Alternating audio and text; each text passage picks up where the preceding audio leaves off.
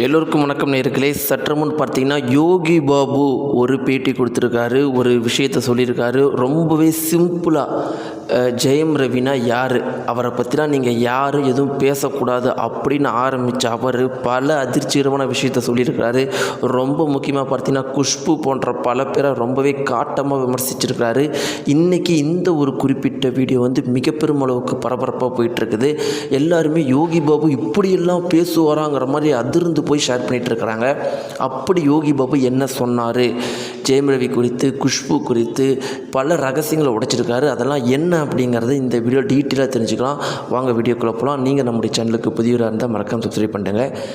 நேயர்களில் நம்முடைய தமிழகத்தையே புரட்டி போட்ட விஷயம் 2 நாளைக்கு முன்னாடி என்ன அப்படின்னு பார்த்தீங்கன்னா ஜெயம் ரவியுடைய இன்டர்வியூ தான் ஒட்டுமொத்த தமிழகத்தையுமே புரட்டி போட்டுருச்சு.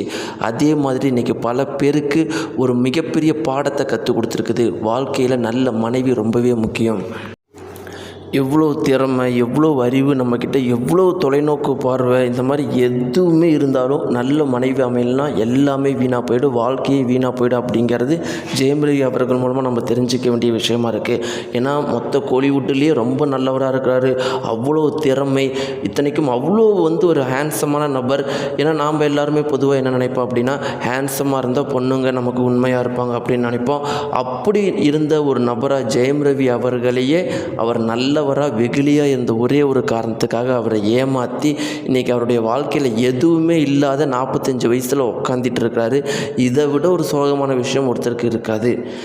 அப்படி இருந்தாலும் இந்த ஒரு சுச்சுவேஷன்லையும் அவருக்கு ஆதரவாக நிறைய பேர் தங்களுடைய கருத்துக்களை பதிவிட்டு இருக்கிறாங்க. அந்த ஒரு வகையில் ஜெயம் ரவி அவர்கள் இப்போ ஒரு கருத்து பதிவிட்டிருக்கிறாரு. அவர் என்ன சொல்கிறாருன்னா, கோமாளி படத்தில் நான் அவர் கூட நடிச்சிருக்கிறேன், அது இல்லாமல் நிறைய படத்தில் அவர் கூட நான் நடிச்சிருக்கிறேன். அந்த மனுஷன் மாதிரி ஒரு நல்ல மனுஷன்லாம் பார்க்கவே முடியாதுப்பா. அந்த மனுஷன் அழுவுறதெல்லாம் பார்த்தா எனக்கு அப்படியே நடுங்குது. அந்த மனுஷன் எப்பேற்பட்ட மனுஷன் தெரியுமா?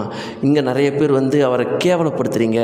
பொண்டாட்டியை போயிட்டான்னு சொல்லிட்டு அழுவுறா, பொண்டாட்டியை கூட ஒழுங்காக கட்டுப்படுத்த தெரியல, அடக்க தெரியல அப்படின்னு.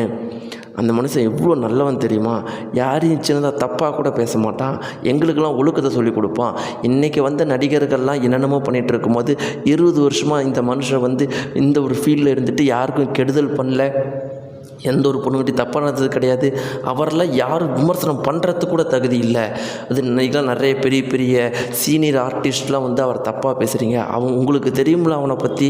அப்போ எதுக்கு நீங்கள் அவரெல்லாம் தப்பாக பேசுகிறீங்கன்னு சொல்லிட்டு என்னால் நினச்சி கூட பார்க்க முடியல. உங்களுக்கு மனசுன்னு ஒன்று இருந்தால் கண்டிப்பாக நீங்கள் இப்படிலாம் பேச மாட்டீங்க.